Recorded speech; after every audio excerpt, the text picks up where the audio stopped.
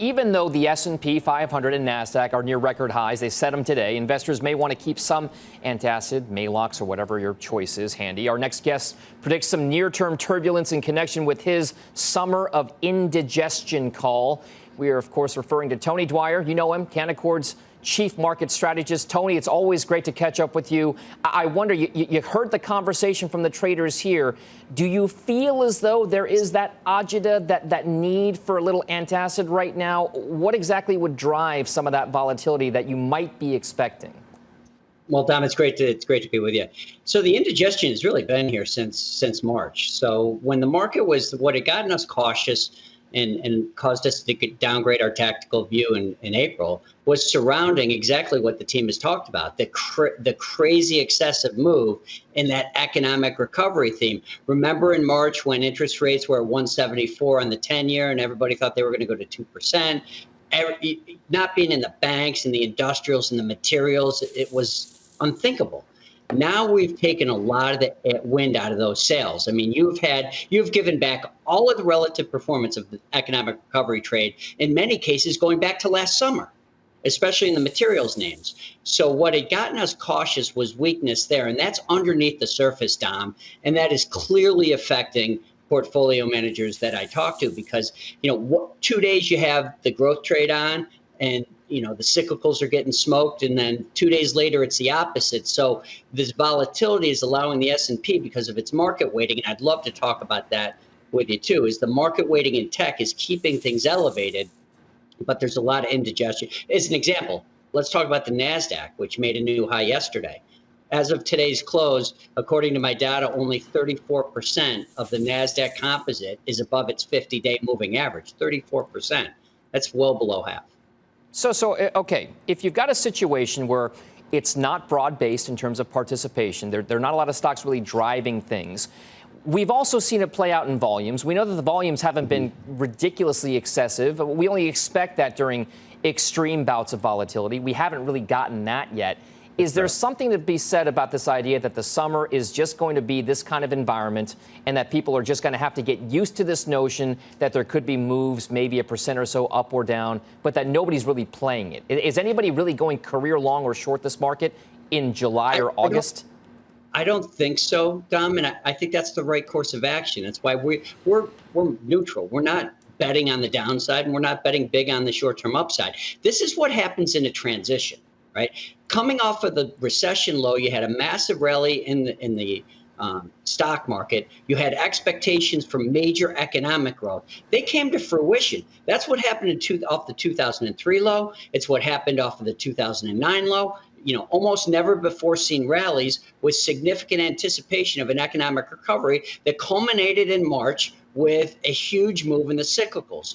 That's when rates peak. So every recession is unique. You go into you had the S&L crisis, then you had the dot-com bust, then you had the great financial crisis, and of course now we had the pandemic.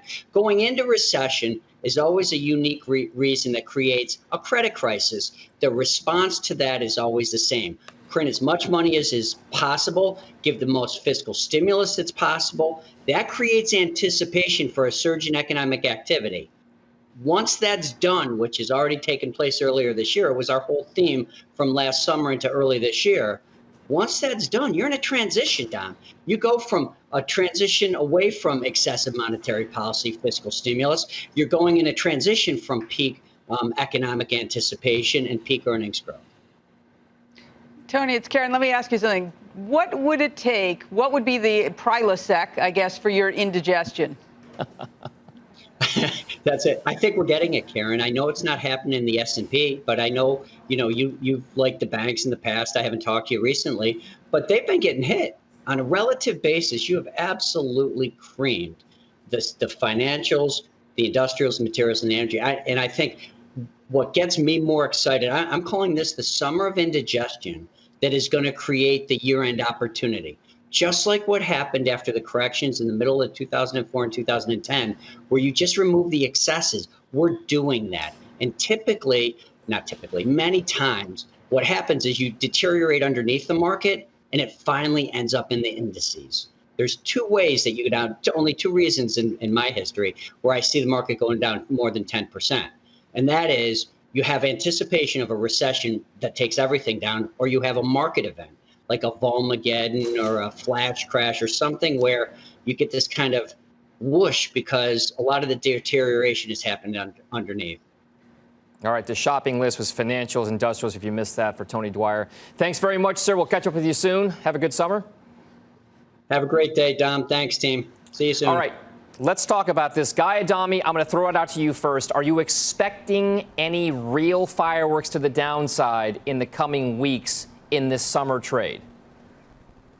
I've been expecting it for a while. It hasn't come to fruition. You know, and Tony, if you listen and read his work, it's been extraordinarily thoughtful. And you've seen rolling corrections on a number of different things over the, last month and a half, 2 months since he put his piece out. With that said, do I expect it? Absolutely. What I think might be a precursor is something we were talking about at the beginning of the show. I mean, one of the Fed's mandates supposed to be stable prices. I mean, whatever. What I'll tell you is you have anything but. I mean, just look at the move in the 10-year yield over the last couple of trading days in percentage terms. Went from 145 to 124 in a straight line, back to 141 pretty much in a straight line. That's not stable to me. If that were equity volatility, we'd lead the show with it, but right now it's manifesting itself in the bond market. The last time that happened, by the way, if you want to go back and look, was the fall of 2019, and that was a precursor to some pretty interesting things early 2020.